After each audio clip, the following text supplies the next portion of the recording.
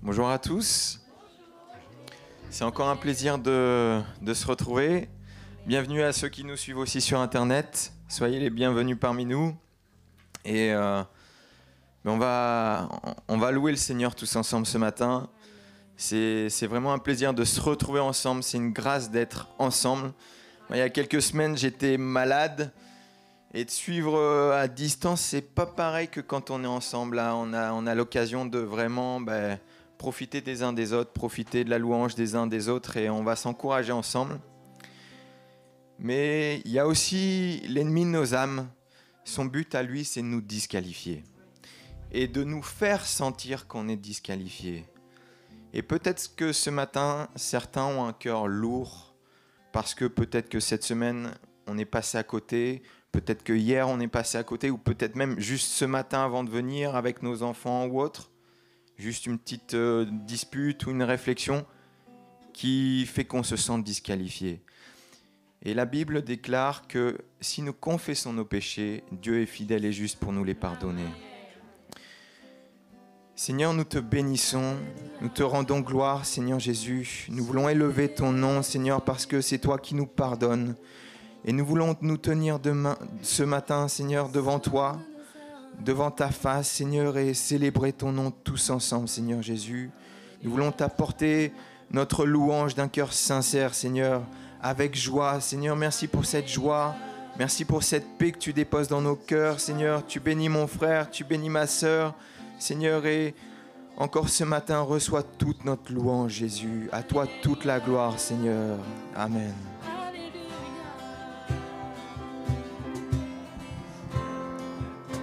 Seigneur, nous venons te louer, Jésus. Te louer toi seul ce matin.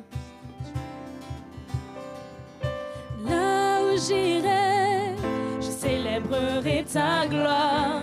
Nuit et jour, je chanterai tes louanges.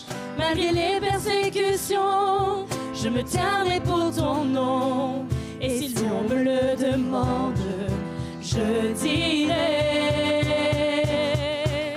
Son nom est Jésus, roi des rois, seigneur des seigneurs, tout puissant, l'alpha et l'oméga, tu es le seul vrai Dieu, mon sauveur, mon rédempteur. Aujourd'hui je suis libéré par la puissance de ta croix. Là où j'irai, célébrerai ta gloire, nuit et jour, je chanterai tes louanges. Malgré les persécutions, je me tiendrai pour ton nom. Et si on me le demande, je dirai. Son nom est Jésus, roi des rois, seigneur des seigneurs, tout puissant, alpha et l'oméga, tu es le seul vrai Dieu, mon sauveur, mon rédempteur. Aujourd'hui je suis libéré par la puissance de son nom est Jésus, roi des rois, seigneur des seigneurs, tout puissant, l'alpha et l'oméga, tu es le seul vrai Dieu, mon sauveur, mon rédempteur. Aujourd'hui je suis libéré par la puissance. Son nom est Jésus, roi des rois, seigneur des seigneurs, tout puissant, alpha et l'oméga, tu es le seul vrai Dieu, mon sauveur, mon rédempteur. Aujourd'hui je suis libéré par la puissance de. Aujourd'hui je suis libéré par la puissance de.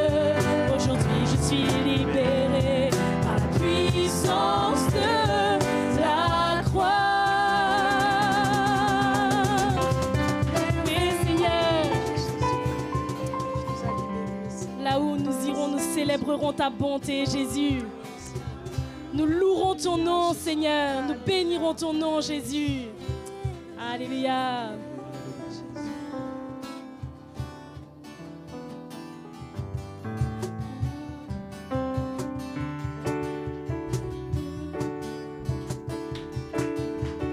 Toi qui joie et de paix, toi par qui je connais le bonheur. Toi qui as changé ma détresse et mon esprit abattu en un cœur chantant d'allégresse. À chaque fois que je me réjouis, à chaque fois que je souris, je sais que c'est à toi que je dois dire merci, merci, merci. À chaque fois que je me réjouis, à chaque fois que je souris, je sais que c'est à toi que je dois dire merci. Toi qui as comblé ma vie de joie et de paix, toi par qui je connais le bonheur. Toi qui as changé ma détresse et mon esprit abattu en un cœur chantant d'allégresse. Toi qui as pris tous mes fardeaux, qui m'écrasaient, toi qui m'as redonné de l'espoir. Toi qui as chassé les ténèbres, les tourments, toi qui as fait éclater ta lumière dans mon cœur. Jésus, à chaque fois que je me réjouis, à chaque fois que je souris, je sais que c'est à toi que je dois dire merci, merci, merci. À chaque fois que je me réjouis, à chaque fois que je souris, je sais que c'est à toi que je dois dire merci. Oh toi, toi qui as comblé ma vie de joie et de paix, toi par qui je connais le bonheur. Toi qui as changé ma détresse et mon esprit abattu en un cœur chantant d'allégresse. Oh toi Jésus, toi qui as pris tous les fardeaux, qui m'écrasaient, toi qui m'as redonné de l'espoir.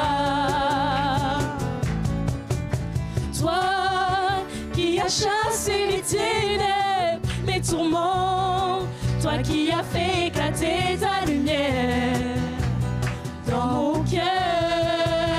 Jésus, à chaque fois que je me réjouis, à chaque fois que je souris, je sais que c'est à toi que je dois dire merci, merci, merci. À chaque fois que je me réjouis, à chaque fois que je souris, je sais que c'est à toi que je dois dire merci. Merci. Toi qui as fait éclater ta lumière dans mon cœur. Jésus, à chaque fois que je me réjouis, à chaque fois que je souris, je sais que c'est à toi que je dois dire merci, merci, merci. À chaque fois que je me réjouis, à chaque fois que je souris, je sais que c'est à toi que je dois dire merci, merci, merci. Je sais que c'est que je dois dire merci, merci, merci. Je sais que c'est à toi que je dois dire merci. Oui, Jésus, merci Jésus. Acclamons le nom de notre Seigneur. Acclamons son nom. Acclamons le nom de Jésus. Oui, Seigneur. Alléluia. As-tu eu cette nouvelle que le Sauveur est venu, qu'il a donné sa vie, il est vivant?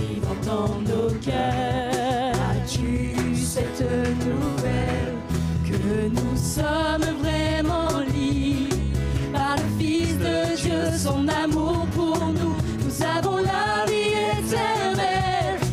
Alléluia, Christ est vivant. Alléluia, il est assis sur le trône.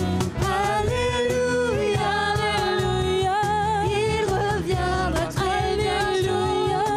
Il est le roi des rois et il vit dans nos cœurs.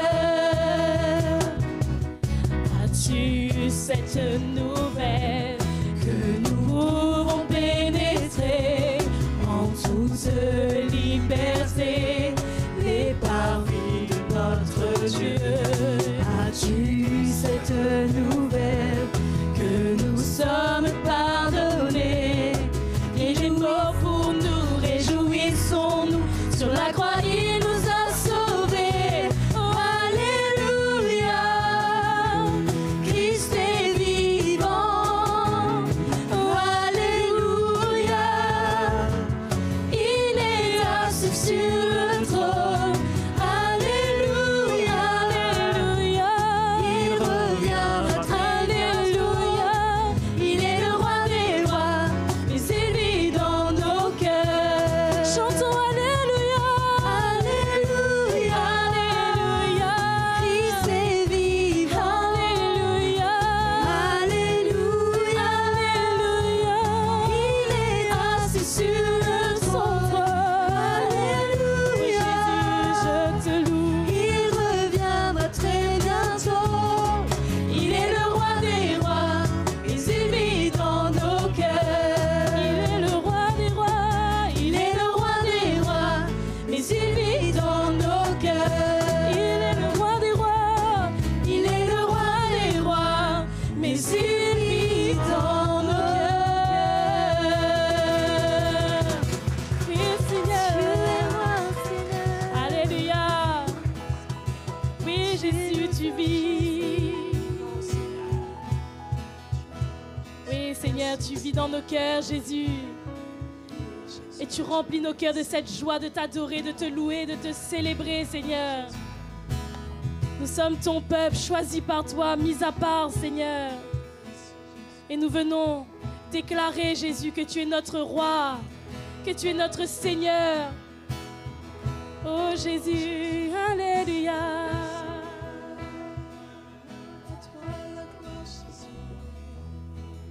Il est exalté, le roi est exalté très haut.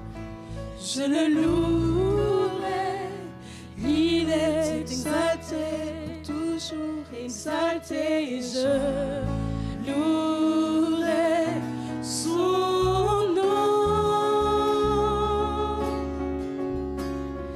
Il est Seigneur, sa vérité régnera, tout l'univers en son nom se réjouira.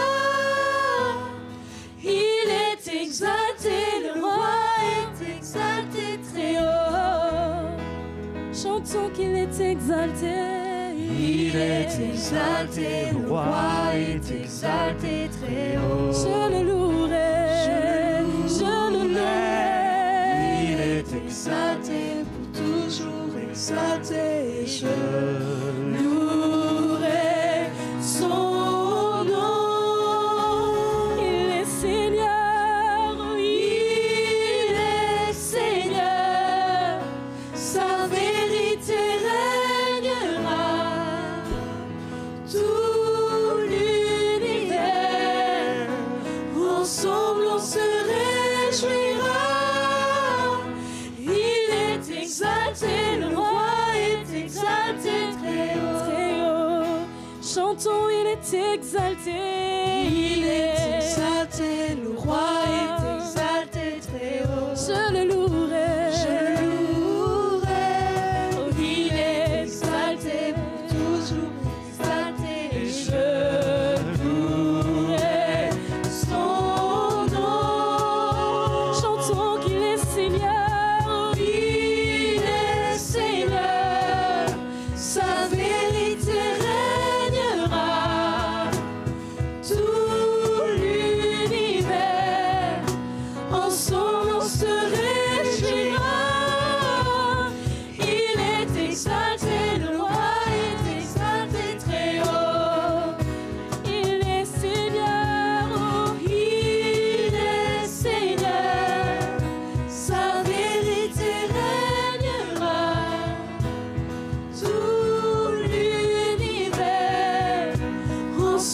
se réjouira.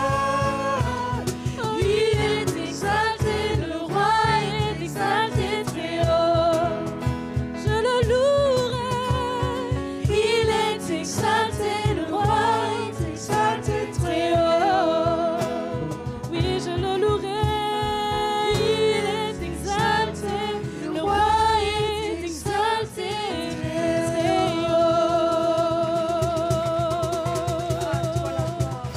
Oui, Seigneur. Alléluia, Jésus. Merveilleux Jésus, nous t'adorons, nous l'exaltons, célébrons.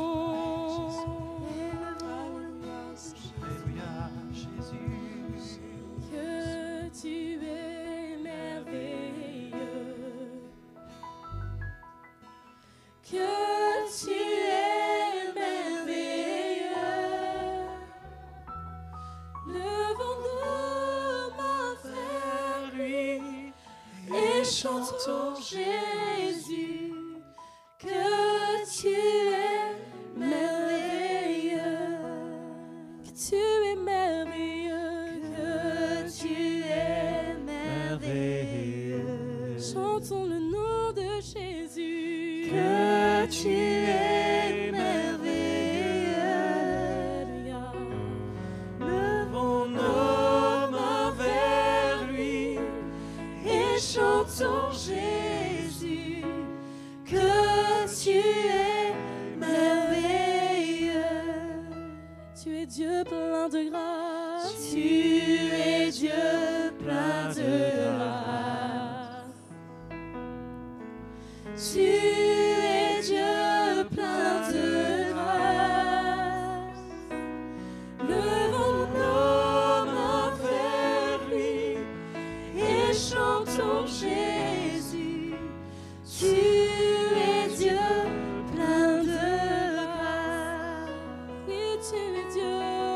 Tu es Dieu plein de grâce. Tes grâces se renouvellent pour nous. Tu es Dieu plein de grâce. Chaque jour, levons nos mains vers lui et chantons Jésus. Tu es Dieu plein de grâce. Te disons merci, oh nous te disons merci. Merci Jésus. Nous te disons merci. Jésus. Levons nos mains vers lui et chantons Jésus. Nous te disons merci. Oui, nous te disons merci, Seigneur. Nous te disons merci. Exprimons-lui notre reconnaissance. Nous te disons merci. Levons nos mains vers lui et chantons Jésus. Nous te disons merci. Oui, levons nos mains vers lui. Levons nos mains vers lui et chantons Jésus. Oh, nous te disons merci. Levons nos mains, levons nos mains, levons nos mains vers lui et chantons Jésus. Nous te disons merci.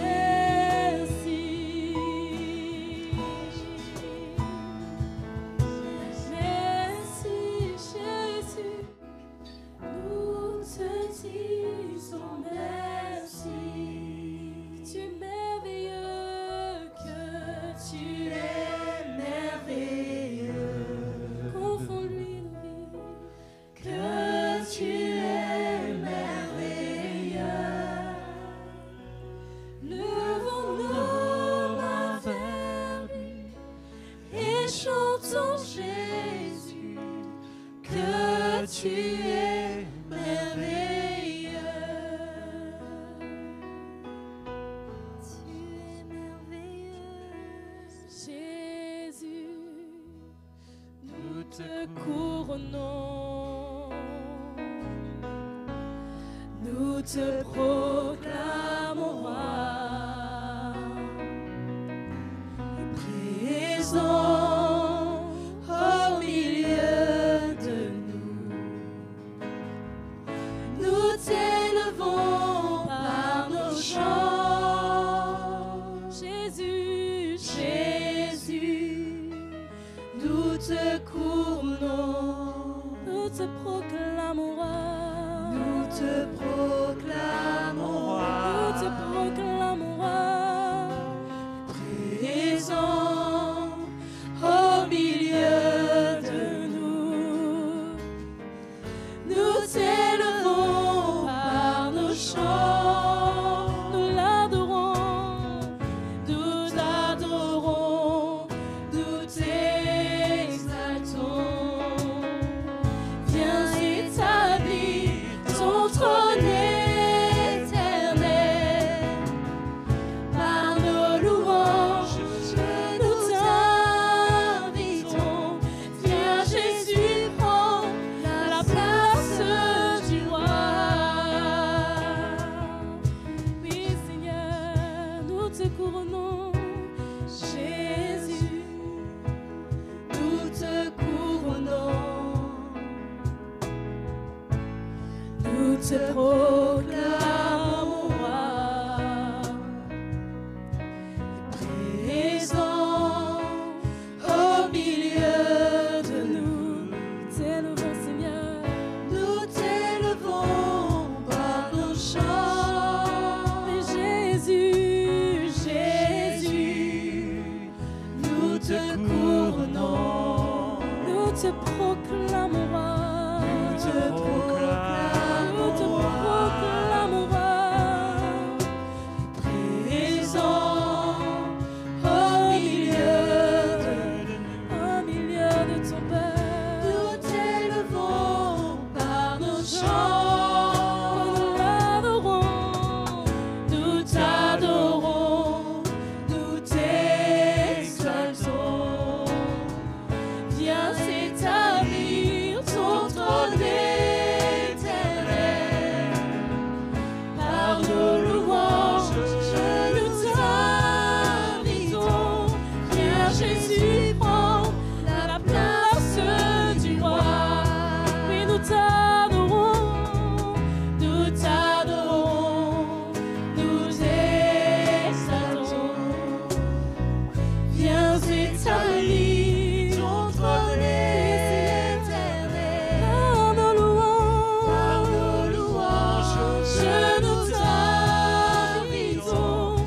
Viens Jésus, prends la place du roi. Viens Jésus, prends la place du roi. Dans mon cœur, viens Jésus, prends la place du roi. Oui, Jésus, prends toute la joie. Oh Seigneur, prends la première place. Tout de nous, Jésus. Prends Jésus.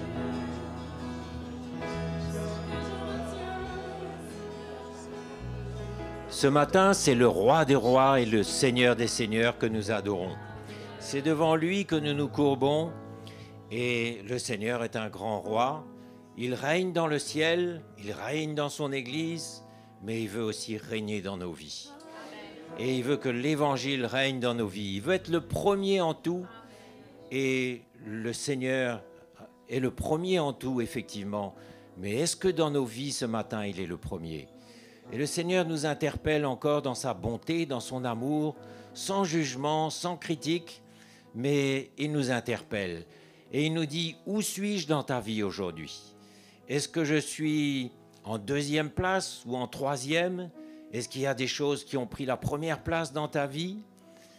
Et il nous invite ce matin à nous humilier, à nous repentir s'il y a lieu. Et s'il est vraiment le premier, rendons-lui gloire, réjouissons-nous, parce que c'est la meilleure place, c'est la sécurité Il n'y a pas de plus grande sécurité que d'avoir mis le Seigneur en premier dans nos vies, dans tous les domaines. Mais ce matin, si vous réalisez que quelque chose a pris sa place, c'est le moment de vous humilier. C'est le moment de venir ici devant en disant « Seigneur, c'est vrai.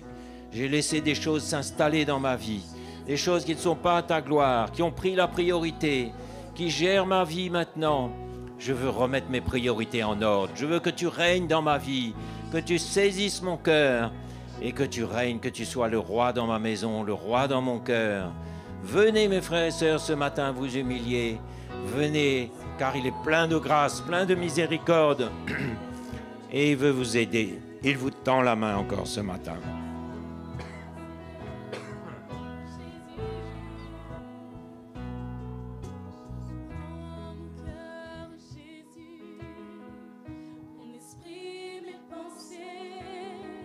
Je dépose ma vie et mes projets de tout mon être. Je m'abandonne à toi. Prends mon cœur, oh Jésus.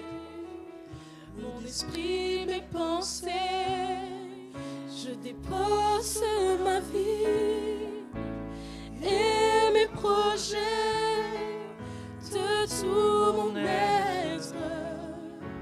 Je m'abandonne à toi Jésus, à toi Père, à toi Seigneur, à toi mon Sauveur, de tout mon être. Je me confie en toi.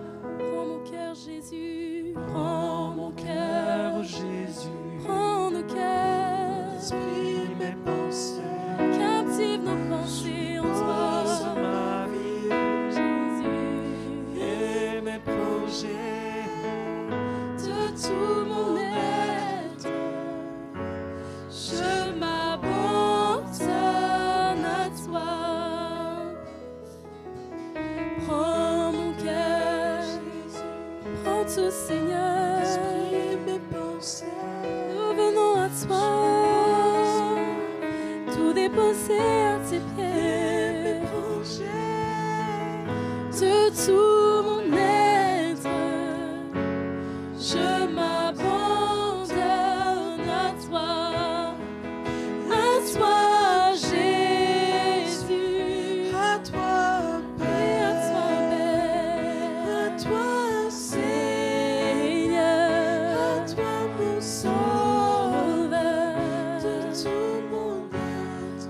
je me confie en toi, de tout mon être, Je me confie en toi, de tout mon être, je me confie en toi.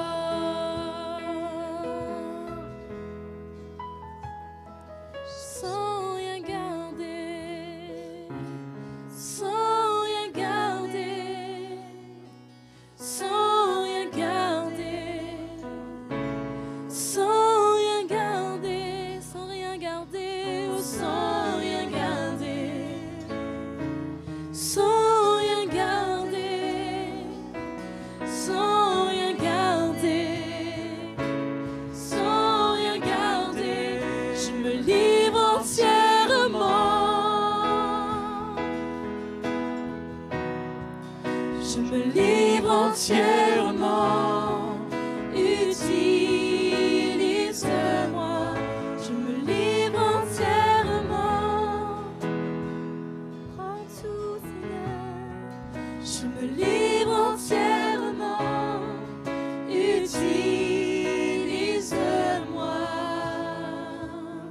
Je m'abandonne, je m'abandonne à toi. Je te donne tout mon âme. Je m'abandonne, m'abandonne à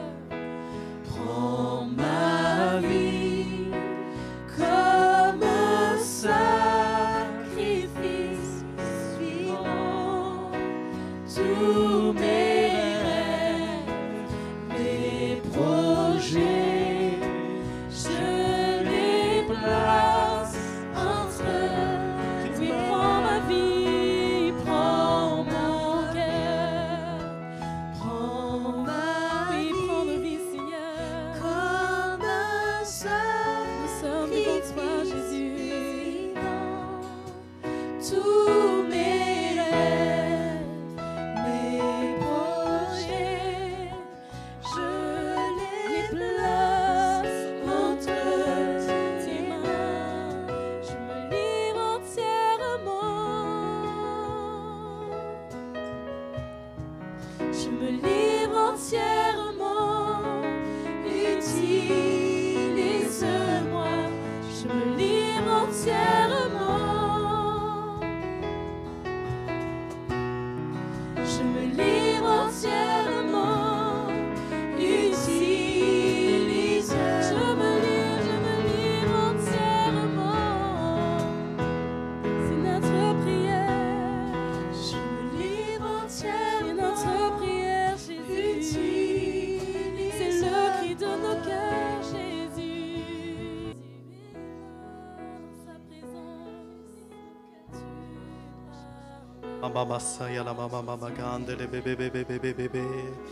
Alléluia, Seigneur. Oh Jésus, c'est tellement bon d'être dans ta présence. Tellement bon de ressentir, Seigneur, que tu es là, Jésus. Que tu es là dans ce lieu, que tu es là parmi nous. Oh Seigneur. Alléluia, mes frères et sœurs, allons nous lever, allons élever nos mains, allons élever nos voix dans la présence du Seigneur, lui montrer, lui exprimer notre reconnaissance encore ce matin. Oh Jésus, alléluia, élevons nos voix, élevons nos mains, élevons nos cœurs dans sa présence, parce qu'il est là, il veut nous toucher encore, comme il a encore touché ce matin. Touche-nous, Jésus, là où tu es. Demande au Seigneur de te toucher. Demande au Seigneur d'élever la foi dans ton cœur pour un miracle, parce qu'il est un Dieu puissant. Il est notre Dieu. Il nous a sauvés. Il nous a choisis. Il nous a guéris. Et il est capable encore de faire ce matin. Il est capable de te guérir encore. Il est capable de faire un miracle si tu as la foi ce matin.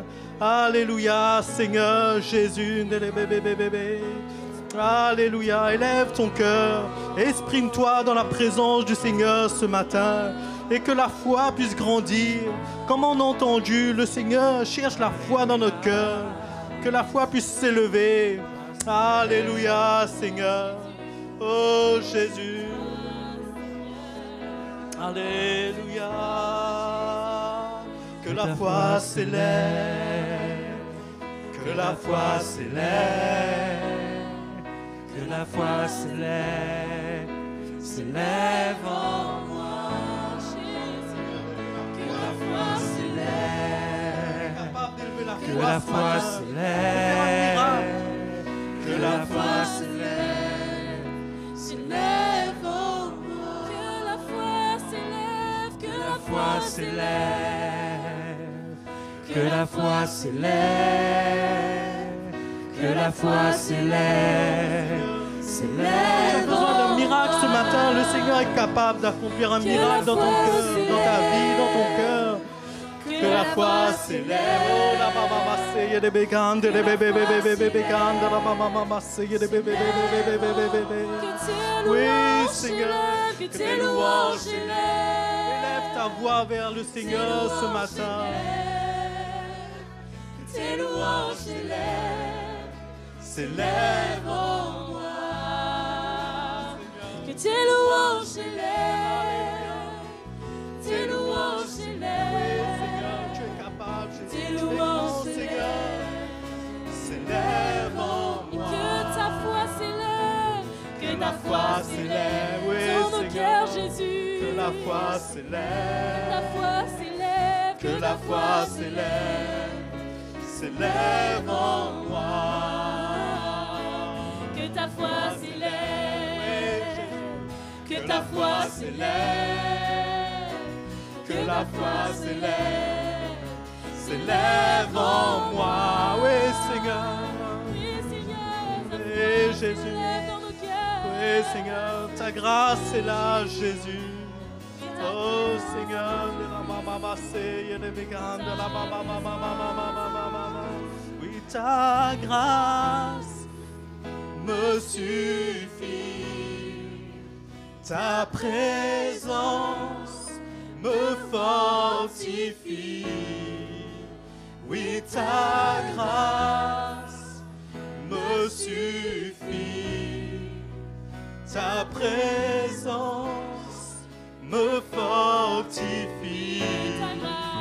Oui, ta grâce me suffit. Ta présence me fortifie. La grâce du Seigneur est là. Ta grâce est là. Alléluia. Ta présence me fortifie. J'ai besoin de toi. J'ai besoin de toi. Oui, Seigneur. Jésus, Oui, Seigneur. j'ai besoin de toi. Pardonne-nous, Jésus. Tellement besoin de toi, Seigneur. J'ai besoin de toi, Jésus. Alléluia. Alléluia. Oui, Seigneur. Ta main s'appesantit sur nous, Jésus. Oh Jésus, la foi s'élève dans nos cœurs et ta grâce nous fait du bien, Jésus. Ta grâce, Seigneur, nous relève. Ta grâce nous encourage, Jésus. Alléluia, Seigneur. Venons nous Oh confier Jésus. dans ce nom qui Alléluia. Allons acclamer notre Dieu ce matin. Allons l'acclamer, lui donner toute la gloire qui lui revient, Jésus. Alléluia. Alléluia. À travers la foi qui va se lever dans notre cœur et la grâce du Seigneur qui nous environne, nous allons voir des miracles s'accomplir, mes frères et sœurs. Amen. Et sa présence nous fait du bien, nous fortifie. Alléluia. Amen. Ça fait du bien, hein? Passer du temps dans la présence du Seigneur. Ça nous fortifie et ça nous encourage encore à nous donner, persévérer dans ses voies, persévérer dans sa présence. Ça nous encourage à revenir au sein de la famille du Seigneur. Amen. Hein, mes frères et sœurs, c'est tellement bon d'être là. Amen. On veut accueillir tous ceux qui sont là pour la première fois. Je ne sais pas s'il y a des gens qui nous visitent ce matin.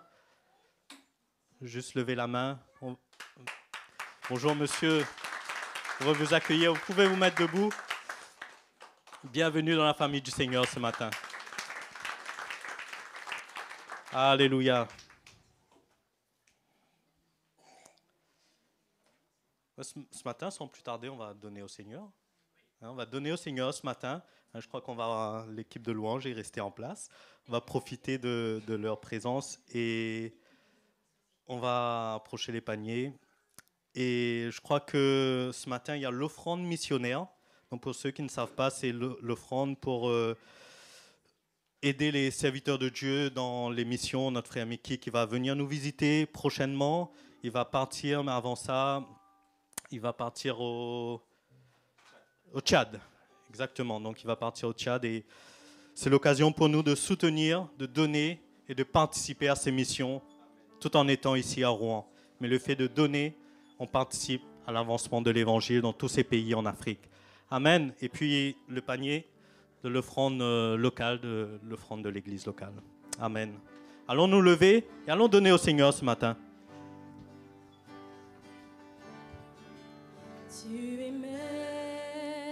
merveilleux, ton amour me dépasse, tu me bouleverses par ta grâce, compatissant, miséricordieux, je suis émerveillé parce que tu es. Ce que tu es, a-t-il plus merveilleux que notre Dieu? Y a-t-il plus fidèle que notre Jésus? Nul n'est comme lui. Nul n'est comme lui. Quel amour peut se comparer au sien? Donnant toujours plus et parfaitement. Nul n'est comme lui. Sa grâce abonde à chaque fois. Tant de bonté me fait chanter. Tu es merveilleux. Ton amour me dépasse. Tu me bouleverses par ta grâce. Compatissant, miséricordieux, je suis émerveillé par ce que tu es, ce que tu es. Y a-t-il plus puissant que notre Dieu? Y a-t-il plus patient que notre Jésus? Nul n'est comme lui. Nul n'est comme lui. Quelle main rassure comme la sienne, protégeant toujours et parfaitement. Nul n'est comme lui. Nul n'est comme lui. Il nous libère à chaque fois. Tant de bonté me fait chanter. Tu es merveilleux. Ton amour me dépasse. Tu me bouleverses par ta grâce. Compatissant, miséricordieux, je suis émerveillé par ce que tu es, ce que tu es. Compatissant, compatissant, miséricordieux, je suis émerveillé, je suis émerveillé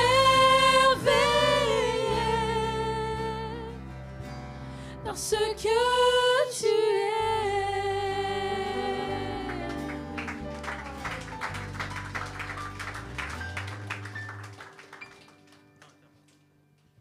Je crois qu'il y a beaucoup de joie, beaucoup de réjouissance dans nos cœurs de voir tout ce que le Seigneur prépare. Et encore, on ne voit pas tout, mais on sent qu'il y a des grandes choses qui se préparent. Le sujet que j'ai dans mon cœur, clairement, là, depuis quelques jours, c'est que notre foi doit être fondée sur la parole de Dieu et ne doit pas dépendre de tout ce qu'il y a autour. Et je suis tombé sur un petit exemple où les disciples étaient un peu comme nous, et vous allez voir, c'est amusant, c'est dans Luc chapitre 5. Évangile de Luc chapitre 5.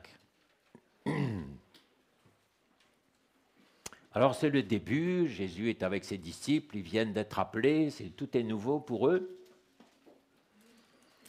Comme Jésus se trouvait auprès du lac de Génézareth et que la foule se pressait autour de lui pour entendre la parole de Dieu, il vit au bord du lac 2 barques d'où les pêcheurs étaient descendus pour laver leurs filets.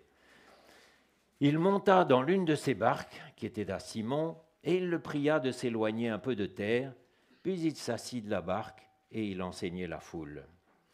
Et lorsqu'il eut cessé de parler, il dit à Simon, « Avance en pleine eau, jetez vos filets pour pêcher. » Et Simon lui répondit, « Maître, nous avons travaillé... » C'est les premiers versets, verset 1 et suivant.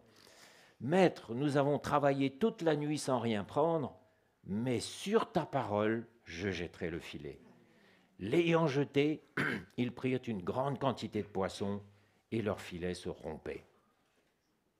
Et alors ils firent signe à leurs compagnons qui étaient dans l'autre barque de venir les aider. Ils vinrent et ils remplirent les 2 barques au point qu'elles enfonçaient. Alors voilà un peu la situation dans laquelle on est. Nous, on a cherché depuis des années, on a cherché et cherché et cherché encore. Et on est un peu comme les disciples là. Et Pierre, imaginez un peu la réaction de Simon-Pierre quand Jésus lui dit « Avance en pleine eau, jette ton filet ». Je suis sûr que Pierre a dû se dire bon, « mais il ne connaît pas. Moi, je suis marin-pêcheur depuis des années, je connais le sujet, on a travaillé toute la nuit, on est fatigué. » Mais quand même, il avait commencé à comprendre qui était Jésus et il s'est dit, Pierre avait des réactions comme ça, hein, et il a dit, sur ta parole, je vais encore essayer. Mes frères et sœurs, est-ce que notre foi est fondée sur la parole de Dieu ou sur tous les efforts vains que nous avons faits dans le passé, où on a essayé, où on n'a pas réussi? Moi, je crois qu'il y a des moments où le Seigneur permet que nos efforts soient infructueux. Je crois même qu'il y a des moments où, momentanément, il se retire pour nous laisser agir et nous montrer que sans lui, on ne peut absolument rien faire. Et il y a des moments où on capitule, on dit, là, je ne peux plus. Et on retourne vers le Seigneur et on lui dit, sur ta parole, Seigneur, je vais agir d'une autre façon. Qu'est-ce que c'est que la parole de Dieu pour nous? C'est évidemment la Bible, c'est aussi la parole qui est prêchée dans l'Église par des onctions puissantes. Et voyez comment la parole de Dieu nous instruit absolument sur tout. Elle enseigne sur tous les sujets.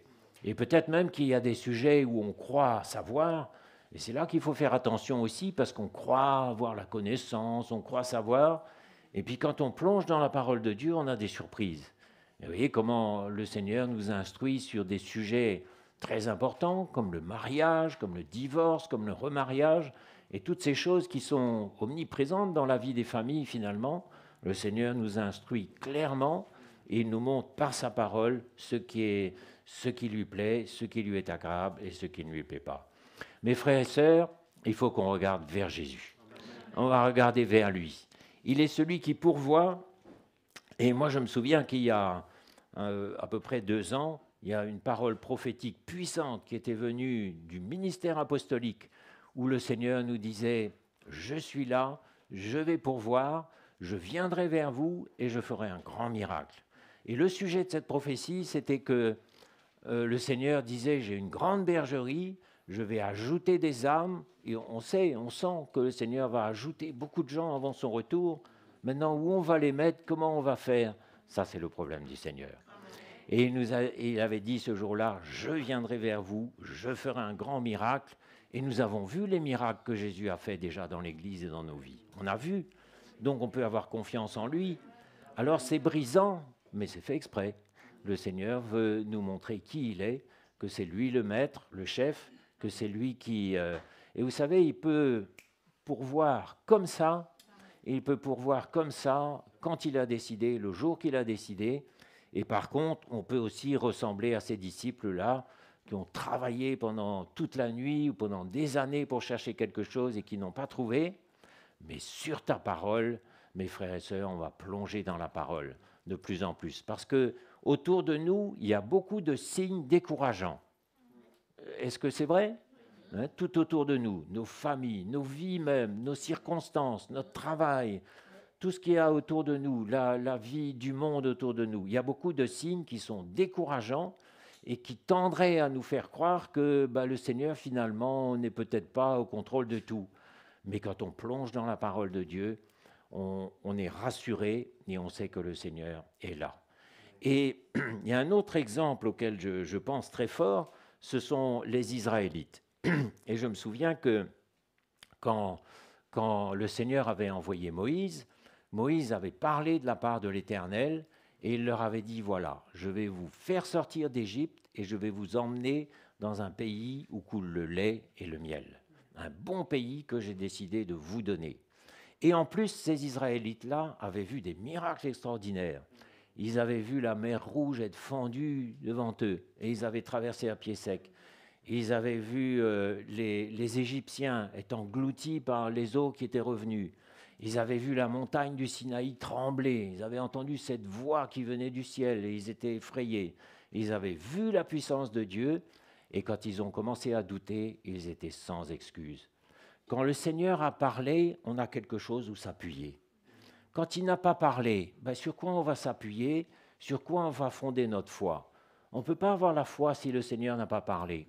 Les Israélites, le Seigneur leur avait dit « Je vous emmènerai, je ferai ça, je vous conduirai ». Et c'est pour ça qu'ils étaient inexcusables quand ils ont commencé à douter. Et de la même façon, dans l'exemple de Jésus et ses disciples, Jésus a parlé. Jésus a dit « Va, jette ton filet à droite ». Et puis c'est tout, il n'a pas dit plus. Mais sur la base de cette parole-là, Pierre pouvait s'appuyer et il a vu un miracle. Quand le Seigneur parle, on peut s'appuyer sur ce qu'il a dit et non pas sur les impressions, sur tout ce qui va mal autour de nous. Autour de nous, il y a plein de choses décourageantes, plein de choses qui vont mal. Retournez dans la parole de Dieu et vous verrez ce qu'il a dit, ce qui est écrit, et ça va vous remplir d'une foi qui est pure, parce qu'elle ne dépend pas des impressions, des circonstances et de tout ça, mais elle dépend du Seigneur lui-même. Mes frères et sœurs, c'est un temps pour se tourner vers Jésus, pour s'humilier devant lui et pour prier avec... moi, j'aime ce verset d'Ésaïe, chapitre 30, verset 15. C'est dans le calme et la confiance, c'est dans la paix et la tranquillité que sera votre foi, que sera votre salut. Dans la paix, dans le calme, dans la confiance, c'est avec ce genre de foi qu'on va venir vers le Seigneur. Et on va se mobiliser le mardi et tous les jours. Seigneur, sauve des âmes, réconcilie, restaure, pardonne les péchés, guéris les malades. Et vous allez voir, il y a une joie qui va venir en nous. Et on va lui dire aussi, la salle, tu t'en occupes. C'est pas notre fardeau, c'est toi le patron, c'est toi qui règnes. Tu vas t'en occuper, tu vas pourvoir. Et regardez comment il a fait quand il a eu besoin de quelque chose. Quand il a eu besoin d'un âne pour rentrer à Jérusalem, il a envoyé un disciple, lui dit, voilà, il y a un âne là-bas, va, détache-le, apporte-le. Quand il a eu besoin de la chambre haute pour ses disciples pour prier, il a dit à un disciple, de la même façon, va, tu verras un homme avec une cruche sur son dos, tu le suis, tu vas là où il va et tu lui dis, le maître a besoin de ce local. Et puis fini, terminé. Ils se sont installés là. Un jour, il a eu à payer ses impôts. Ça vous arrive ? Et Jésus a dit, nous payons tous les impôts qui sont dus. Il était soumis aux autorités. Il n'était pas là pour se battre avec personne. Il était respectueux. Et là encore, il a envoyé un disciple en lui disant, jette l'hameçon et le premier poisson que tu vas pêcher, tu verras, il y a une pièce d'or dedans. Ça, c'est le Seigneur veut agir par une série de miracles dans nos vies. Il veut agir par des miracles dans nos vies. C'est par des miracles qu'il agit et il a besoin de confondre notre logique. Parce qu'à certains moments, on ne s'en rend pas compte, mais on a commencé par l'esprit et on finit par la chair. On a commencé dans la foi et maintenant on prend les choses en main. Là, il faut absolument que ça marche, il faut absolument que ça aboutisse. Et le Seigneur nous arrête et nous dit, mais arrête-toi là. Souviens-toi que c'est moi qui suis sur le trône. Et on se tourne vers lui et les choses se font dans la paix et dans le repos. Et vous savez, on verra de plus en plus de situations autour de nous où tout va aller de travers. Peut-être j'ai prié et maintenant c'est pire. Vous êtes arrivé ? Ou priez, ou criez à Dieu et ça devient pire. Quelle conclusion on tire ? Seigneur, tu es sur le trône et ma foi ne dépendra pas des circonstances. Il y a un chant comme ça. Ma foi ne dépendra pas des circonstances, mais elle est fondée sur toi. Et on sait que dans notre chemin, on va avoir des obstacles, et des obstacles, et des obstacles, et encore des obstacles. Tout va essayer de nous décourager, mais notre foi ne dépend pas des circonstances, ni des obstacles, ni des contradictions, ni de rien de tout ça. Mais notre foi, elle est imperturbable, déconnectée de toutes ces réalités de la vie. Nos yeux sont fixés sur toi. Et je me souviens de cet épisode merveilleux que j'adore, du roi Josaphat, qui était environné par ses ennemis. Et qu'est-ce qu'il a fait ? Il a publié un jeûne de 3 jours. Et le peuple de Dieu a jeûné pendant 3 jours. Et le 3e jour, quelqu'un dans le peuple a été saisi par l'Esprit de Dieu. Il a prophétisé. Et la prophétie disait, c'est moi qui vais combattre à votre place. Ne combattez pas, envoyez la louange devant, je combattrai à votre place. Et c'est ce que Dieu a fait. Il a renversé tous ses ennemis qui se sont entretués. Et le peuple de Dieu a mis 3 jours à dépouiller le butin ce jour-là. le Seigneur avait agi d'une façon extraordinaire parce que son peuple s'était humilié, le roi le premier, le souverain Josaphat, et tout le peuple s'était humilié, ils avaient pris le sac et la cendre, ils avaient jeûné pendant 3 jours, ils s'étaient mis devant le Seigneur, et le Seigneur avait tout fait pour eux. Mes frères et sœurs, on a besoin de vivre dans le repos. On n'a pas besoin de se battre avec les problèmes. On a besoin de savoir que Jésus est sur le trône, qu'il est là, qu'il est vivant, qu'il est ressuscité, et il a un calendrier qui n'est pas le nôtre. Et s'il a décidé que ce sera dans X temps, ben, il faut qu'on se soumette. Et si on doit peiner un petit peu pendant ce X temps-là, ben, qu'importe, nos yeux restent fixés sur lui. Et le jour où la solution du Seigneur apparaît, alors là, on se réjouit. Parce qu'il a sa manière, il a son calendrier, sa façon de faire. Et je suis sûr que, vous savez, nous, on voit avec des yeux, on est limité, on imagine des solutions, on imagine des délivrances, on imagine des miracles, mais lui, il fait souvent complètement autre chose. Hein, complètement autre chose. Et surtout dans les temps que nous vivons, il faut qu'on s'attende à l'impensable, à ce qu'on n'aurait même pas pu imaginer. Je crois qu'il va nous surprendre, il va nous étonner, parce qu'il est celui qui est capable de faire infiniment au-delà de tout ce que nous pensons et de tout ce que nous imaginons. Voilà le genre de foi qu'on doit développer. Et quand on a une foi comme ça, on est dans le repos. Alors que quand on prend les choses en main, on s'énerve, on est déçu, et on peut même en arriver à gâter son cœur. Et c'est là que je veux attirer votre attention. Quand on est dans nos propres efforts, qu'on est en train d'agir nous-mêmes, on arrive facilement à gâter son cœur. On commence à douter. On est comme Pierre qui a... Là encore, Pierre, quand il a marché sur les eaux, le Seigneur l'avait appelé. Il lui avait dit, Pierre, viens. Et sur sa parole, Pierre avait commencé à marcher. Et il a commencé à marcher sur l'eau, à expérimenter le miracle. Puis tout d'un coup, il a regardé vers en bas, il a eu peur. Mes frères et sœurs, il faut qu'on reste dans l'esprit, qu'on continue à regarder vers en haut, qu'on continue à lui faire confiance jusqu'au bout. Et là, on verra des miracles, on verra des choses extraordinaires qui vont se passer dans nos vies, dans nos proches, autour de nous. Et notre foi sera inébranlable. Mais ne gâtons pas notre cœur quand ça va mal. Vous savez, c'est tellement facile, et un cœur gâté n'arrive plus à faire confiance au Seigneur. Il n'arrive plus à prier, il n'arrive plus à se tourner vers Jésus, il n'arrive plus à espérer. Un cœur gâté, c'est une catastrophe.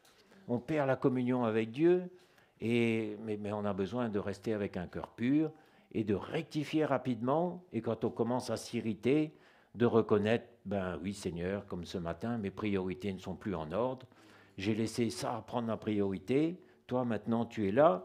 Ou alors, je me suis irrité, je me suis énervé, j'ai essayé de reprendre le contrôle des choses, et on a toutes les occasions de s'humilier et dire Seigneur, pardonne-moi, et maintenant je veux regarder vers toi comme Josaphat, regarder vers toi avec persévérance, parce que c'est de lui que vient la délivrance. C'est lui qui est le rocher des délivrances, c'est lui qui a la solution de toutes choses en main. Mais c'est bon de dépendre du Seigneur, de n'avoir pas la solution en nous-mêmes, de sentir qu'on ne contrôle rien du tout. Hein? On a besoin de sentir ça, qu'on ne contrôle rien du tout, mais on s'attend au Seigneur tous les jours. Quels que soient les résultats, quoi qu'il puisse se passer, on s'attend au Seigneur, on se tourne vers lui et on espère en lui. Hein? Et notre foi doit être fondée sur la parole de Dieu, parce que la parole de Dieu est une semence incorruptible. Et rassurez-vous que cette semence qui a été plantée dans vos cœurs, elle va pousser, que vous le vouliez ou non. Et on va passer à un autre passage. Marc chapitre 4, verset 26.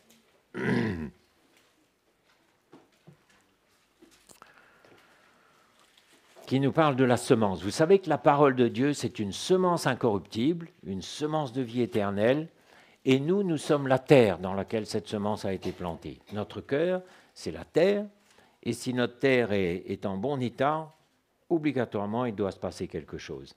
Jésus dit encore, verset 26, Marc 4, verset 26, « Il en est du royaume de Dieu, comme quand un homme jette de la semence en terre. Qu'il dorme ou qu'il veille, nuit et jour, la semence germe et croît sans qu'il sache comment. La terre produit d'elle-même d'abord l'herbe, puis l'épi, puis le grain tout formé dans l'épi, et dès que le fruit est mûr, on y met la faucille, car la moisson est là. C'est rassurant, hein, parce que c'est pas notre travail, ça. C'est pas nous qui travaillons, qui réalisons des étapes, etc. Mais la semence a été plantée dans vos cœurs, et soyez rassurés, mes frères et sœurs, que cette semence, nuit et jour, elle travaille, et elle travaille, et elle fait des choses en vous, et elle va vous emmener, et elle va vous conduire, et elle va faire des choses. Donc soyez rassurés, parce que ce n'est pas votre responsabilité, mais c'est la responsabilité du divin jardinier qui a planté cette semence-là, et qui sait ce que la semence contient en plus. Parce que nous ne savons pas, mais on va voir ce qu'il y a, et c'est comme ça qu'on va voir petit à petit dans tel frère, ah ben, il y a telle onction qui se dégage, on voit qu'il y a tel appel, telle onction, une sœur, pareil, on va voir ce qu'il y a dans la semence qui a été plantée. Mais la semence, qu'on veille, qu'on dorme, nuit et jour, la semence germe et croît sans qu'on sache comment. Et c'est pour ça que Paul dit, moi j'ai planté, Barnabas a arrosé, mais c'est Dieu qui fait croître. Et nous, finalement, nous ne sommes rien, on a juste planté, arrosé, mais celui qui fait croître, c'est le Seigneur. Et le Seigneur agit par des miracles. C'est pour ça qu'on a besoin de lui faire confiance, parce qu'il n'agit que par des miracles, et on voit bien qu'autour de nous, c'est le Saint-Esprit qui change les vies. C'est le Saint-Esprit qui change vos vies, qui vous transforme, qui vous donne des victoires, qui vous emmène d'étape en étape. C'est le Saint-Esprit qui fait tout ça.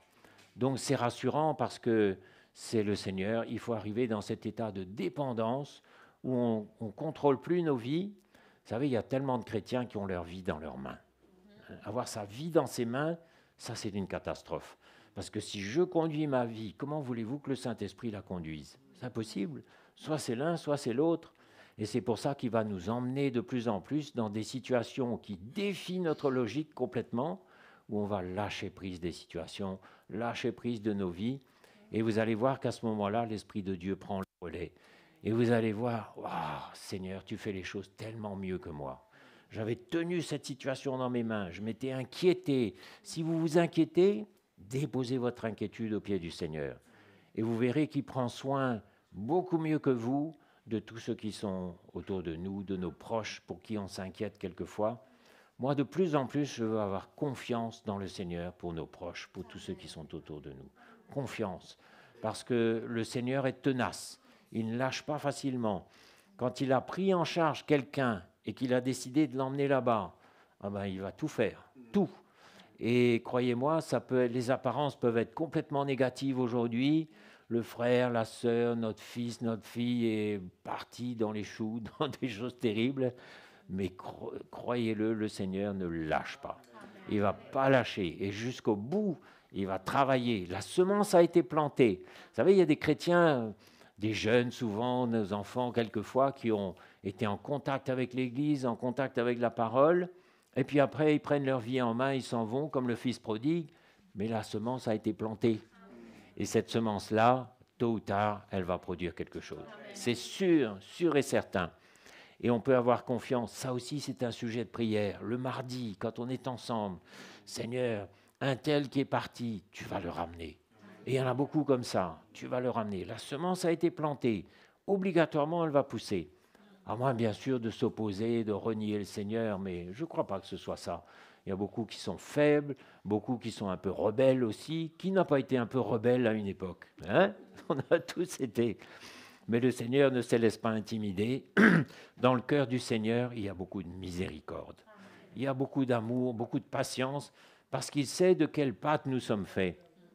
Et il ne va pas tout de suite venir nous juger, nous exclure, nous disqualifier. Mais jusqu'au bout, il va espérer, jusqu'au bout, il va faire des choses. La semence, qu'on dorme ou qu'on veille, nuit et jour, elle croît, sans même qu'on sache comment. Ça, c'est l'œuvre de Dieu. Donc, faites confiance, ce que le Seigneur a commencé, il va le terminer. Il a commencé une belle œuvre dans ma vie, il va la terminer. Et il y a des moments où les choses vont être pires que jamais. Allez voir, ça va être pire, ça va se dégrader, vous allez peut-être même vous décourager. Mais le Seigneur est toujours là, il a toujours son plan. Le plan du Seigneur est inchangeable. La parole de Dieu est éternelle, immuable. Nous, on vit au rythme des modes. Il y a des choses qui sont à la mode, demain elles seront démodées. Il y a des tendances. Aujourd'hui, aujourd'hui, c'est les voitures électriques. Demain, ce sera les voitures à hydrogène. Après, je ne sais pas. Il y a des modes. Mais la parole de Dieu, elle est inchangeable, immuable. C'est comme un rocher. C'est pour ça que notre foi soit fondée sur la parole de Dieu. Et vous allez voir comme c'est riche, comme c'est encourageant, parce qu'elle aborde mais vraiment tous les sujets, tous. Et vous allez voir que Jésus lui-même est passé par des difficultés. Tu passes par une difficulté, ben va voir. Tu vas voir que Pierre, Paul, Jacques, tous sont passés par des moments de difficulté, où même ils pensaient perdre la vie. Jean a pensé à un moment perdre la vie. Paul, quand il était à Éphèse, combattait contre les bêtes, on nous dit, on n'en sait pas plus, il était peut-être dans l'arène avec les lions, je ne sais pas, mais il pensait perdre la vie le soir même. Mais il n'avait pas le contrôle de sa vie. Est-ce qu'on a le contrôle de nos vies, nous, et le contrôle de nos situations, et le contrôle de tout ce qui est autour de nous? Si on a encore un peu nos vies dans nos mains, ben, c'est un peu brisant, c'est une croix, c'est vrai, de dire Seigneur, je pose tout ça au pied de la croix, c'est plus mon fardeau, c'est le tien maintenant. Ça, c'est difficile à faire. C'est difficile hein, de déposer nos vies, nos fardeaux, nos inquiétudes et d'apprendre à faire confiance, parce que la foi n'est pas technique. Vous savez, on a trop vu des techniques. Étape 1, étape 2, étape 3. Mais il n'y a pas d'étape avec le Seigneur. Il y a un amour, il y a une confiance. Et de même que les Israélites avaient vu les miracles, ils devaient quand même commencer à connaître leur Dieu. Et ce que le Seigneur attendait d'eux, c'était qu'ils aient confiance en lui. Et ils n'avaient aucune confiance. Tout de suite, ils ont douté. Tout de suite, ils se sont plaints. Et ça, ces choses sont arrivées pour nous servir d'exemple, afin que nous, aujourd'hui, nous ne tombions pas dans le même piège. Mais la foi, c'est un amour, c'est une confiance. Et quand on aime le Seigneur et qu'on le connaît, on aime même les moments difficiles. C'est incroyable. On arrive même à aimer les moments difficiles parce que c'est là qu'on connaît le plus notre Sauveur, notre Dieu. C'est là qu'on s'identifie à lui et que lui s'approche de nous aussi. Vous savez, il y a une richesse extraordinaire dans les difficultés bien vécues, avec la croix, avec la parole. Et on apprend à se taire devant Dieu, à ne plus récriminer, à ne plus s'inquiéter. On apprend tout ça. Et vous allez voir que le Seigneur prend soin tellement mieux que nous des situations de la vie. C'est extraordinaire. Quand vous avez lâché prise, quand vous avez tout déposé, vous allez voir comment il prend soin des choses. Ah, c'est extraordinaire. Il va prendre soin de vos proches, il va prendre soin de vous, il va prendre soin de vos situations. Et il est précis, c'est au millimètre, c'est bien fait. Le Saint-Esprit emmène des choses parfaites dans nos vies. Il sait faire toutes choses belles en son temps. Donnez-lui un peu de temps, faites-lui confiance. Ne vous culpabilisez pas, ne vous inquiétez pas. Et même s'il y a dans vos familles des inconvertis, des malades, des situations terribles, vous verrez ce qu'il va faire à la fin. Et vous serez émerveillés. Et entre-temps, vous aurez appris un repos, vous aurez appris à connaître votre Sauveur, votre Seigneur, vous serez unis à lui. Ça, c'est la plus belle des expériences qu'on puisse faire sur cette terre, mes frères. La plus belle et la plus riche. Donc, ce processus est décrit comme quelque chose de bien paisible, quelque chose de naturel. Nuit et jour, la semence germe, croît, sans qu'il sache comment, donc il ne contrôle rien du tout. La terre produit d'elle-même. C'est prévu pour fonctionner tout seul. D'abord l'herbe, puis l'épi, puis le grain tout formé dans l'épi, et dès que le fruit est mûr, on y met la faucille, car la moisson est là. Et il y a une moisson qui arrive devant nous, hein? Une moisson d'âme à laquelle on va participer activement. Grande moisson où le Seigneur va rassembler des quatre coins du monde des hommes, des femmes qui auront reçu le pardon des péchés, qui seront sauvés. Une grande moisson, et nous, si vous le voulez, vous serez les moissonneurs, on sera les moissonneurs. Et le Seigneur nous dit, la moisson est grande, mais il n'y a pas beaucoup d'ouvriers. Pour ça, gloire à Dieu pour des jeunes qui se lèvent, qui reviennent de Maurice, plein d'énergie. Moi, je commence à baisser un peu, c'est comme un téléphone où il n'y a plus que 7% dans la batterie. Mais heureusement, il y a des jeunes avec leur batterie chargée à bloc et qui vont nous aider, qui vont faire l'œuvre avec nous. Et parce que la moisson est grande, et quand c'est l'époque de la moisson, il faut fournir, il faut y aller, et puis on est fatigué, on a des courbatures. D'ici le retour du Seigneur, ça va être une grande moisson, on va être à fond, et il faut être à fond dans la prière, dans je ne sais pas comment dire, enfin, tournez nos regards vers lui, parce que c'est lui qui fait le travail. C'est lui qui fait croître. C'est vers lui que nos regards sont tournés. Comme Josaphat. Josaphat a eu ce cri merveilleux. Il a dit, Seigneur, nous sommes sans force devant cette multitude nombreuse, mais nos yeux sont fixés sur toi. Ah, moi j'adore cette phrase-là, l'attitude de ce roi. Moi, si je voulais être un personnage de la Bible, ce serait Josaphat. Je crois que vous avez fini de comprendre, mais cette attitude est vraiment celle que nous devons avoir. Nous sommes sans force devant nos problèmes, Seigneur. J'ai aucune force dans mes problèmes, mais mes yeux sont sur toi. Et vous allez voir que le Seigneur va se faire un plaisir de faire un miracle complètement inattendu, le jour qu'il aura choisi, d'une façon complètement autre que ce qu'on aurait imaginé, parce que l'or et l'argent lui appartiennent, tout lui appartient. Il est celui qui détient les clés de tout, et il est un Dieu qui agit par des miracles. Il a fendu la mer Rouge, il a fendu le Jourdain, il a fait trembler le Sinaï, il a défait des peuples entiers parce qu'il avait donné la victoire à son peuple quand il était fidèle, avec Josué, avec David. Aucun peuple ne tenait devant le peuple de Dieu. Rien ne résistait. Un peuple qui se confie en Dieu, rien ne résiste devant. Et l'ennemi va reculer. Et on va voir cette grande... Ça, c'est quelque chose qui doit nous motiver, voir des gens sauvés. Hein? Ça doit être notre vie, ça doit être de tout ce qu'on a reçu. Ben, Seigneur, maintenant, moi j'ai reçu, mais que d'autres aussi reçoivent, que d'autres soient sauvés. Et ça va être notre vie, notre joie d'accueillir, d'encourager, de prier, d'évangéliser. Je me réjouis, moi j'irai avec les jeunes quand ils iront évangéliser, là. Je me réjouis d'avance, et avec la chorale quand elle va chanter, et le Seigneur va ouvrir des grandes portes. Hein? Que notre foi soit fondée sur la parole de Dieu. J'insiste.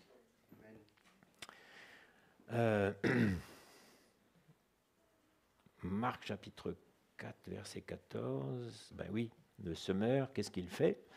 Donc c'est toujours Marc chapitre 4, mais on revient au verset 14. Le semeur sème la parole. Et Jésus est en train d'expliquer le sens de la parabole. Les uns sont le long du chemin, où la parole est semée. Quand ils l'ont entendue, aussitôt Satan vient et enlève la parole qui a été semée en eux. Les autres, pareillement, reçoivent la semence dans des endroits pierreux. Quand ils entendent la parole, ils la reçoivent tout d'abord avec joie, mais ils n'ont pas de racine en eux-mêmes. Ils croient pour un temps. Et dès que survient une tribulation ou une persécution à cause de la parole, ils y trouvent une occasion de chute. D'autres reçoivent la semence parmi les épines. Ce sont ceux qui entendent la parole, mais en qui les soucis du siècle, la séduction des richesses, l'invasion des autres convoitises étouffent la parole et la rendent infructueuse. D'autres, enfin, reçoivent la semence dans la bonne terre. Ce sont ceux qui entendent la parole, qui la reçoivent, qui portent du fruit, 30, 60 et 100 pour un. Donc, si le grain ne meurt, il reste seul. Mais s'il meurt en terre, il porte 30, 60, 100 pour un. Donc finalement, notre vie doit être une semence. On meurt à nous-mêmes, on sème notre vie, et vous allez voir ce qui va sortir de là, mais on ne peut pas imaginer. Quelqu'un qui s'abandonne entre les mains de Dieu, qui lui fait confiance totalement, qui le sert, mais vous ne pouvez pas imaginer les fruits qu'on va voir, les fruits qui vont sortir de là. C'est pour ça que notre mission et notre appel, c'est de porter du fruit. Et ça demande un engagement de notre part, ça nous demande quand même tout notre engagement. Et c'est pour ça que j'ai aimé ce qui a été dit ce matin, il faut que le Seigneur soit le premier dans nos vies. Ça ne veut pas dire qu'on va mépriser le reste, hein, on ne va pas mépriser nos familles, notre travail, ni rien du tout, mais il faut que le Seigneur soit le premier, il faut qu'il soit en tête, et le reste vient après. Et si le Seigneur est juste en deuxième position, comment voulez-vous qu'on avance? C'est impossible. Le Seigneur est un Dieu jaloux, il nous veut entièrement à lui. Et c'est pour ça que j'aime la démarche de ceux qui ont tout laissé pour un temps pour aller à Maurice. Ben, si ce n'est pas votre appel, qu'importe. Hein. Mais il y a un moment où le Seigneur nous appelle et on répond à son appel. Il faut répondre pleinement à son appel. Ça, c'est une condition si on veut voir vraiment les choses pousser et notre appel se développer. Hein. Donc, quelle terre on veut être aujourd'hui? On peut être superficiel, on n'a pas de racines, on croit pour un temps, puis dès qu'il y a des difficultés, on lâche prise. On peut être aussi quelqu'un qui est préoccupé par les richesses de ce monde, par les soucis de la vie. Vous savez, les soucis, ça peut devenir une idole. On s'inquiète comme si c'était nous qui allions résoudre les problèmes.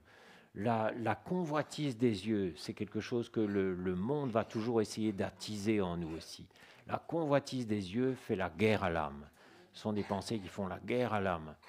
Et tous ces terrains-là, ben, là, finalement, la graine commence à pousser, mais il y a un moment où ça s'arrête. Mais moi, j'ai envie d'être la bonne terre. La bonne terre, elle a été labourée. La bonne terre, on prend soin tous les jours. On enlève les mauvaises herbes, on enlève les parasites, on met de l'engrais, on arrose. Ça, c'est notre vie. Tous les jours, on doit être actif pour chercher le Seigneur, pour crier à lui, pour mettre nos priorités en ordre. Et lui se charge de tout. Il s'occupe du reste. Il dit, si tu t'approches de moi, moi, je m'occupe de tout. Je m'occupe de vous faire grandir, je m'occupe de tout. Et on va voir une croissance dans la paix, dans le repos, dans la tranquillité, une foi confiante, une foi construite sur la parole de Dieu. Et vous voyez comment Jésus a résisté au diable dans le désert. Il a résisté en se fondant sur la parole de Dieu. Pierre a avancé pour jeter son filet sur la parole de Jésus. C'est sur sa parole. Et aujourd'hui, alors que à l'époque de Samuel, la parole était rare, et les visions n'étaient pas fréquentes, mais aujourd'hui, la parole est tellement abondante qu'on n'arrive même pas à écouter tout. Hein? Donc on a de quoi s'appuyer, on a de quoi trouver un appui.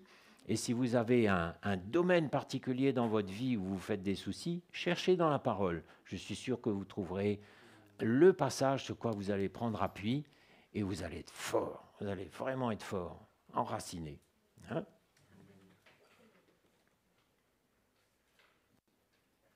Éphésiens 3, verset 20.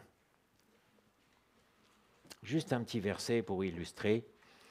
Or, à celui qui peut faire par la puissance qui agit en nous infiniment au-delà de tout ce que nous pensons ou demandons, à lui soit la gloire dans l'Église et en Jésus-Christ dans toutes les générations, au siècle des siècles. Amen. C'est-à-dire que si, moi autrefois, jeune chrétien, si j'avais fait le plan de ma vie moi-même, ça aurait été bien petit, bien étriqué. Mais le Seigneur avait fait son plan pour moi et il a fait infiniment au-delà de tout ce que j'aurais même imaginé ou souhaité. Il a fait beaucoup plus que tout ce que j'aurais imaginé. Et pour tout, c'est pareil. Si vous lui faites confiance, vous savez, on limite le Seigneur, on le limite. Avec nos pensées, voilà, ça va être comme ça, comme ça, comme ça. Mais plus vous allez lâcher prise, plus vous allez voir que, mais on sert un grand Dieu, mes frères et sœurs. On ne sert pas un petit Dieu étriqué, on ne peut pas le limiter, et vous allez voir qu'il fait infiniment au-delà de tout ce qu'on aurait même pu croire, penser et imaginer. Quand on a commencé l'Église il y a 33 ans, 34 ans, on était, oui, 34 ans, on était une quinzaine, une poignée de dissidents qui avaient quitté je ne sais pas quelle assemblée, et aujourd'hui on est entre 500 et 600. Entre les trois églises, le Seigneur a fait croître.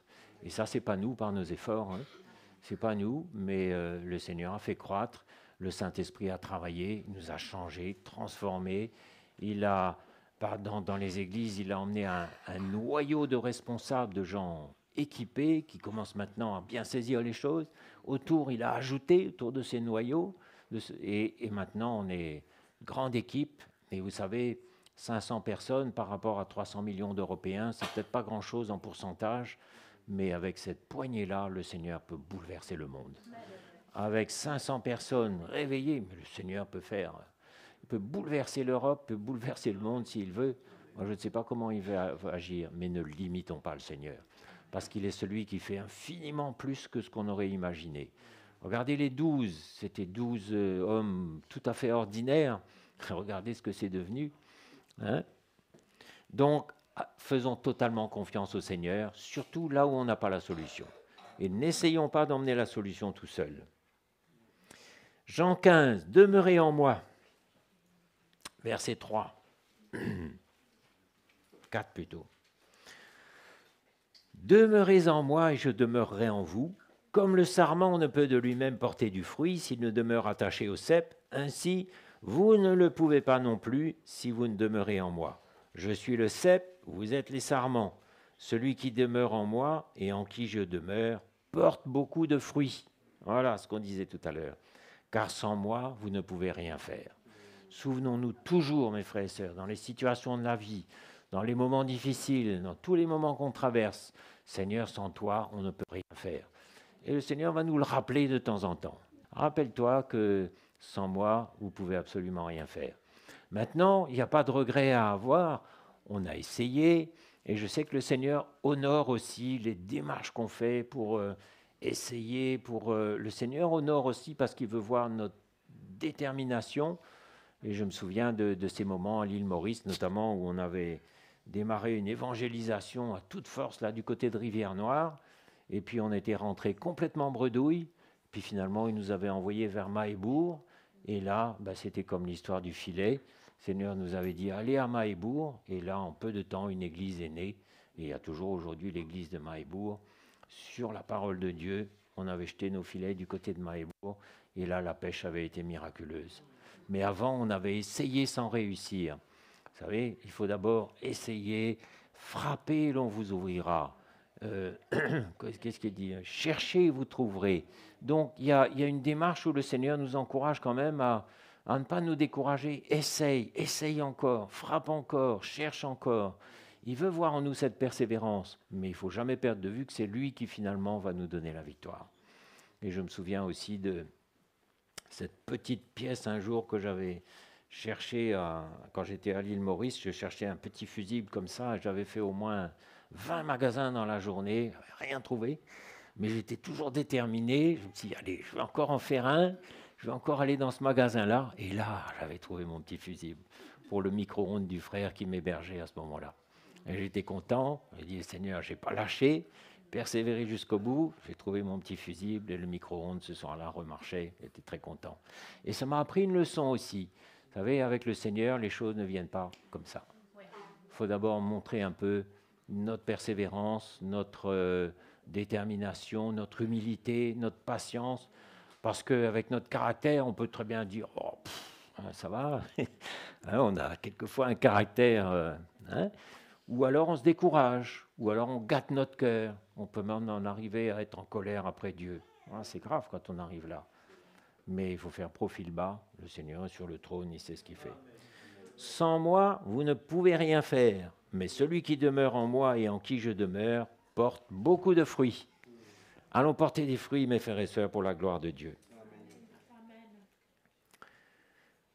Et puis, un petit verset par lequel on va terminer, dans 1 Corinthiens 15. On va terminer là-dessus. Je vous rappelle, là c'est Paul qui parle, je vous rappelle, frères, l'évangile que je vous ai annoncé, que vous avez reçu, dans lequel vous avez persévéré, et par lequel vous êtes sauvés, si vous le retenez dans les termes où je vous l'ai annoncé, autrement vous auriez cru en vain. Donc, on a expérimenté la puissance du vrai évangile. N'allons pas regarder ailleurs. N'allons pas butiner là comme les abeilles à droite et à gauche. Restons dans les choses que nous avons apprises, sachant de qui nous les avons reçues. On sait de qui on a reçu l'évangile. On a vu les fruits qu'il a emmenés dans nos vies. Restons avec cet évangile-là. N'allons pas nous disperser et chercher autre chose, parce qu'autrement, on aurait cru en vain. Vous savez, il y a tellement de faux évangiles, de fausses bonnes nouvelles, tellement de marchands de facilité, mais leur fin sera la perdition. Et nous, il faut qu'on reste sur le petit chemin étroit, resserré, le chemin de la croix, qui n'est pas confortable, mais c'est là qu'il y a la vie. Qu'est-ce qu'on veut? La vie de la chair ou la vie de résurrection? Moi, je n'ai pas peur de voir ma chair bousculée, maltraitée, mais je veux la vie de résurrection. C'est la résurrection, parce que on prend notre croix, on souffre, mais après, il y a la résurrection. Ça, c'est ça qu'on veut. Quand notre corps même va être glorifié. C'est extraordinaire, la résurrection. Parce que d'abord, Christ vient habiter dans notre esprit. Ça, c'est normal. L'esprit, c'est la partie la plus noble de notre être. Mais après, Christ s'installe petit à petit dans notre âme aussi. Et il change notre caractère, notre manière d'être. Il change tout ça. Et il va même finalement un jour s'installer dans notre corps et le transformer en corps glorieux. Là aussi, c'est l'histoire de la semence. Notre corps est semé infirme, il est semé misérable, il est semé faible, il ressuscite glorieux, il ressuscite plein de force. La résurrection, c'est ça qu'on vise. Donc tu souffres, continue courageusement. Tu meurs à toi-même, continue courageusement. Tu vas voir, la résurrection est juste après. La résurrection est là. La vie de résurrection nous anime déjà. C'est ça qu'on veut, mes frères et sœurs, que nous soyons des hommes et des femmes de foi. Qu'on ne dépende pas des mauvaises nouvelles, qu'on ne dépende pas des choses qui vont mal autour de nous, mais que notre foi soit fondée sur la parole de Dieu. La parole de Dieu, c'est Jésus. Il est le Logos, il est la parole, il est lui-même la parole. Donc quand nos yeux sont fixés sur Jésus, ils sont fixés en même temps sur la parole de Dieu. C'est bon? Ben voilà, à quoi je voulais vous encourager ce matin, que nos yeux restent fixés sur Jésus et que notre foi ne dépende pas des circonstances, mais qu'elle soit fondée sur la parole de Dieu. Seigneur, nous te remercions pour ta parole qui nous encourage ce matin encore. Merci pour tous ces encouragements où tu nous rappelles que tu es sur le trône, que tu as tout prévu, tout préparé, et nous ne voulons pas, Seigneur, promener des regards à droite et à gauche. Nous ne voulons pas regarder vers en bas, ni en arrière, ni à droite, ni à gauche, mais nous voulons regarder avec persévérance vers toi, Jésus, et te chercher. Seigneur, merci pour la foi, pour la confiance que tu mets dans notre cœur. Merci, Jésus. On va préparer la Sainte Seine.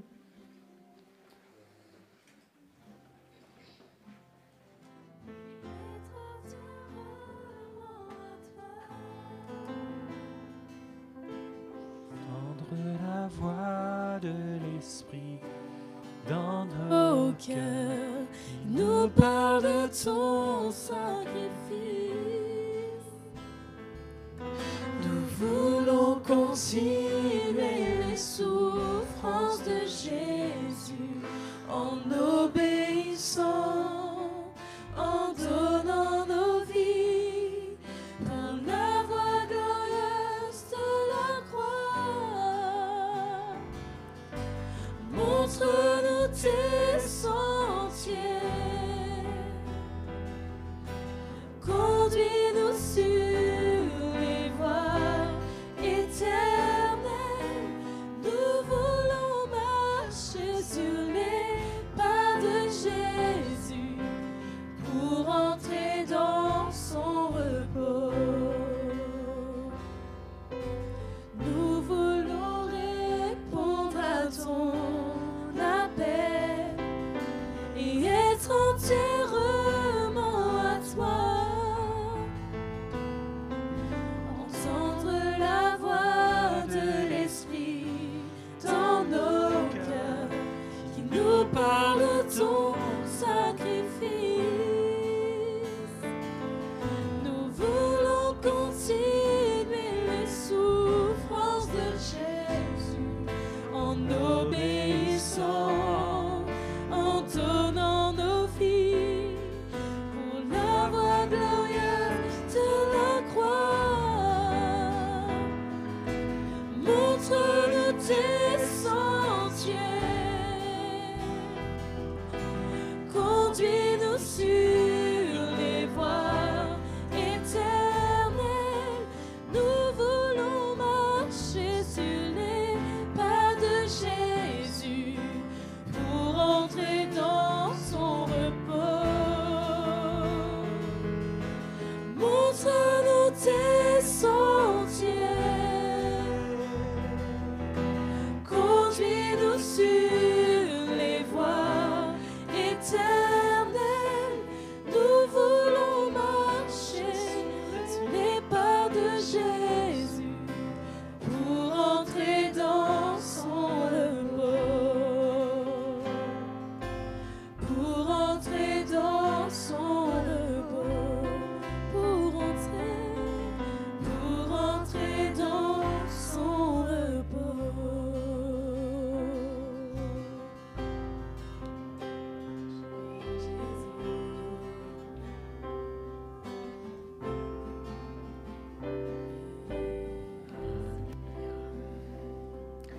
Quand Jésus est mort sur la croix, il a dit « tout est accompli ». Tout est accompli, ça veut dire qu'il a accomplit une œuvre parfaite. Il ne manque rien, mais c'est nous souvent avec notre regard humain qui voyons des manques, des imperfections, mais aux yeux de Dieu, tout est accompli. Et ce matin, en prenant ce repas, on peut lui dire, Seigneur, merci pour ton sacrifice où rien ne manque, où tu as tout accompli pour ma vie, pour l'Église, pour ma famille, pour tout. Tout est accompli. Sacrifice parfait. Seigneur, merci pour ce pain qui nous redonne la vie, Seigneur. Merci pour ton pardon, le pardon des péchés.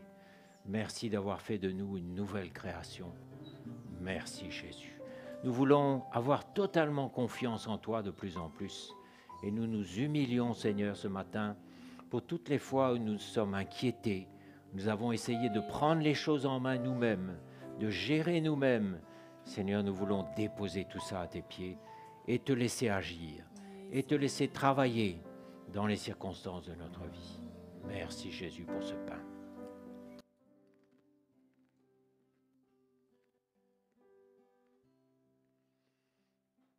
Et merci pour cette coupe qui représente ta mort. Et nous aussi, Seigneur, nous voulons mourir à nous-mêmes encore, en sachant que notre récompense, ce sera la vie de résurrection, qui circule déjà dans nos membres dès aujourd'hui, mais qui va se manifester pleinement le jour où tu reviendras. Et ce jour approche. Merci pour ton sacrifice parfait sur la croix, Jésus.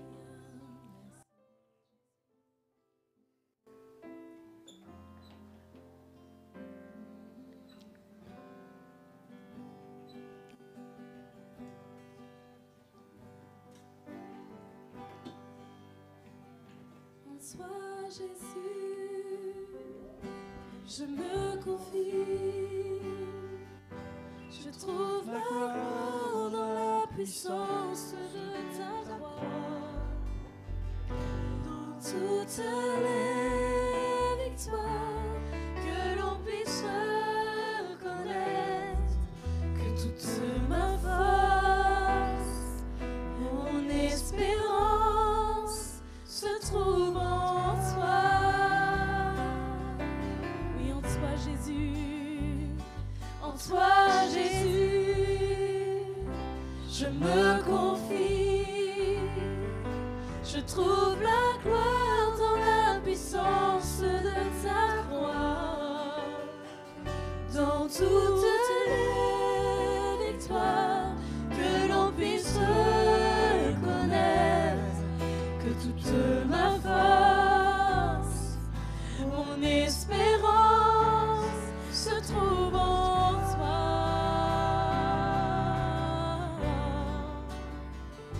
En toi, Jésus, je me confie, je trouve la gloire dans la puissance de ta croix, dans toutes les victoires, que l'on puisse reconnaître que toute ma force, mon espérance, que toute ma force, que toute ma force, mon espérance, que toute ma force, que toute ma force, mon espérance se trouve en toi.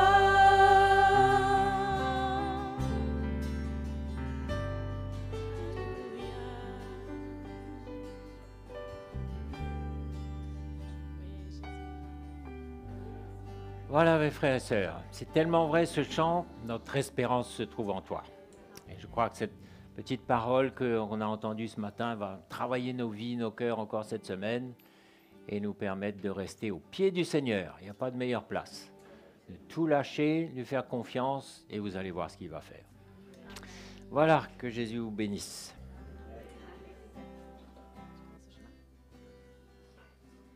Confie-toi en l'Éternel, ton Dieu, t'appuie pas sur ton intelligence.